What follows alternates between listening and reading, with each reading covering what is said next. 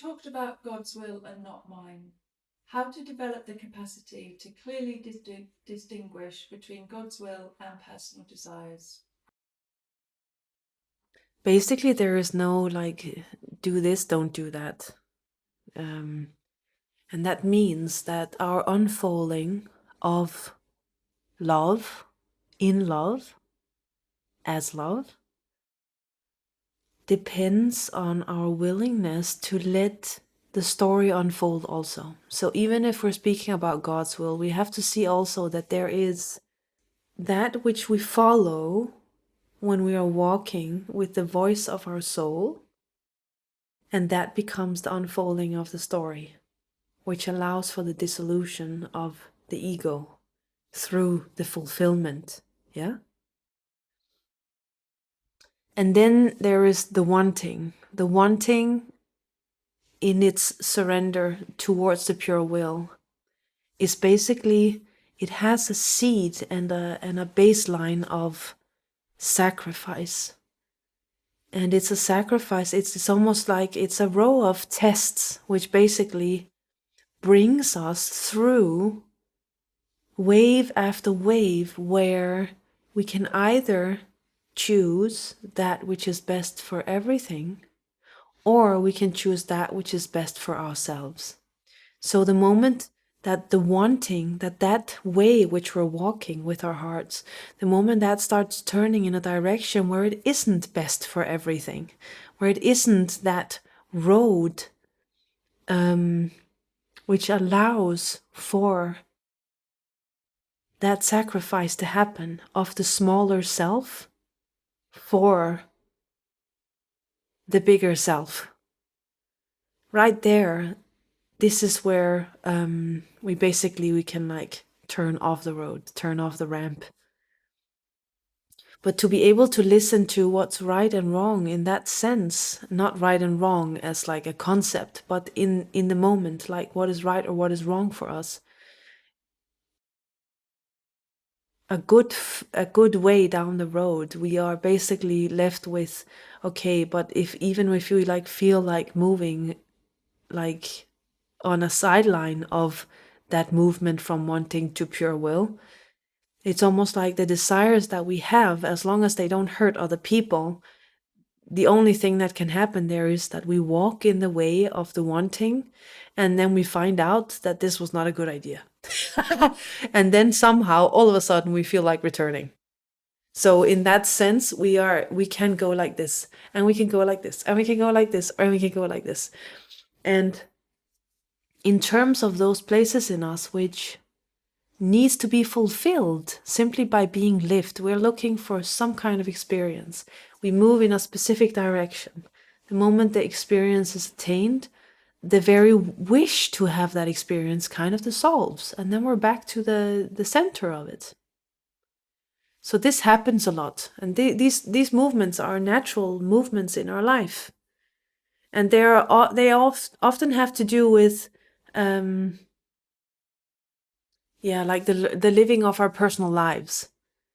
Because when it comes to the movement from the wanting to the pure will, when we speak about the purpose, it's very direct. It's very simply consciously making the choice of moving on that which is best for everyone with complete and total trust. It is like saying yes to live our heart's passion in that place where we can see that this is best for everything, and that move forward on efficiency. It definitely moves forward on efficiency, like where can I be of best use? So there is something inside of us which gets satisfied and moves on the purpose level with that willingness to sacrifice the personal life for the unfolding of our purpose.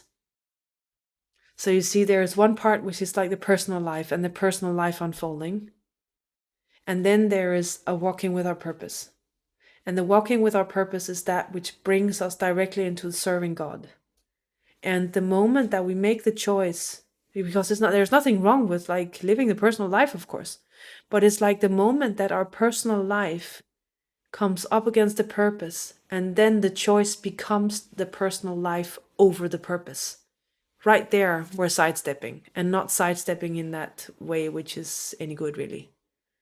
The sidestepping right there will lead us to somewhere where we recognize that, okay, now we sidestepped, and then we step back, and then we can keep going. But this is basically what we do, you know. It's like this is our human deal. And we're allowed to make mistakes, and we have to not be afraid of making mistakes either. Yeah.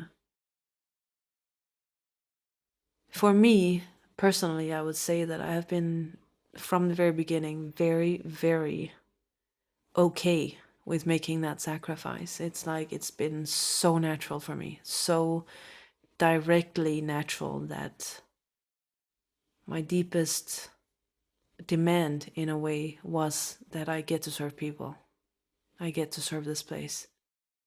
And that's been a knowing from the beginning of the surrender. And it's also why it has moved so quickly. Because of course, if we're not holding that level of sincerity in regards to allowing the unfolding of us as that service, because the arrival of God is that which is like what everything needs in a way. It's the arrival of love, the arrival of God. And if we cannot, it's almost like that surrender cannot be made just for yourself. It cannot. It is like one burns out the other. You understand? It's like when we're surrendering to become the universal, when we're surrendering to love, we're surrendering to that which everything needs. Also which we ourselves need, but since we are the ones surrendering to it, we're already filled to the brim with it. And from there to allow the surrender to keep going and like overflowing into all else is that's where it's at. That's where it's at. And right there, it becomes a lot less important. What can I get personally? You know, it's more like, rather than what can I get, it's more like what can life get out of me? And right in there, there is that sacrifice. And when I say sacrifice, I don't want to make it sound like some kind of biblical thing, but there is something to that self-standing, separate individual which is willing to give itself up. Because that, in a way, it is a sacrifice. But if love is to happen, we have to be willing to sacrifice that solid, separate self that we're standing with. To allow love to burn one layer, and burn the next layer, and the next layer, and the next layer, and the next, and so on and so forth. Yeah.